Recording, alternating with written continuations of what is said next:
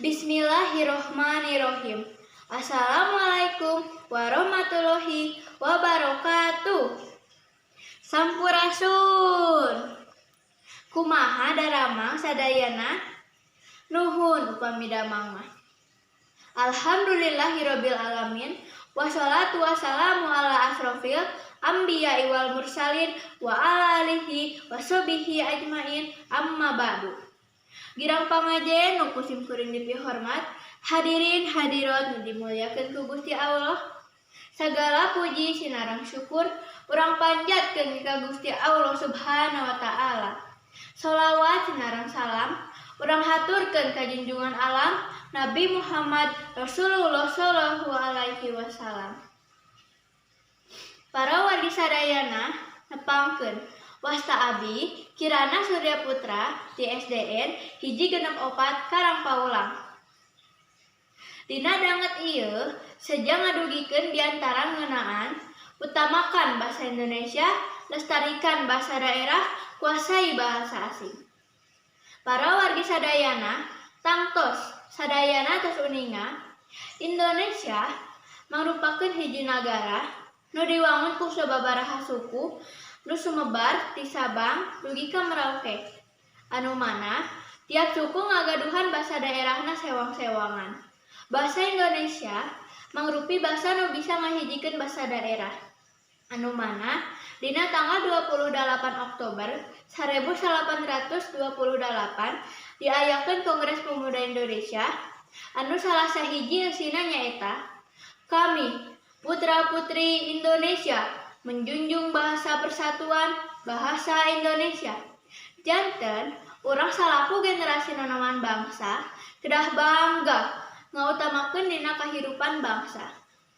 Para wargi sadayana emut tadi tos ditetelakeun yen bahasa Indonesia teh mangrupi hiji alat basa kanggo ngahijikeun bangsa. Namun urang oge kedah ngimeutan basa daerah nu dipiboga unggal daerah. Kulantaran basa daerah mangrupi warisan budaya karuhun, khususna Jawa Barat, boga basa daerah sorangan nyaeta basa Sunda. Urang diajar ngomong basa Sunda mangrupi salah sahiji cara ngamumule basa nu teu secara langsung urang ngahargaan karuhun bangsa urang. Tug, moal luntur kahujanan, lamun generasi nonoman urang Sunda ngarasa reueus tiasa nyarios Sunda tur ngarti, insya Allah moal nepi ka geus ku zaman jeung basa Sunda moal nepi ka pareum. Kumargi basa daerah mangrupi identitas jati diri masyarakat daerah nu aya di Indonesia. Bangsa Indonesia dipikawana salaku bangsa nu someah ku bangsa lian. Bangsa Indonesia ngawangun silaturahmi kanagaraan dina sagala widang. Kusabab eta urang tangtosna peryogi pisan tiasa ngawasa basa lian atanapi basa internasional kanggo kalancaran silaturahmi sareng bangsa nu sanes. Para wargi sadayana, urang salaku generasi nonoman bangsa, hayu urang ngautamakeun basa Indonesia anu mangrupi basa persatuan, tong hilap oge kana basa daerah urang nyaeta urang Sunda, basa Sunda. Anu mangrupi jati diri bangsa supaya tetep langgeng, teu poho kagerus ku alatan zaman nu leuwih maju.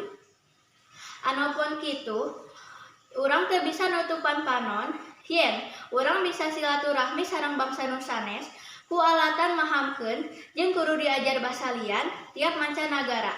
Sangkan kahirupan urang oge bisa nanjeun nyaruakeun sareng kamajuan nagara di zaman ayeuna.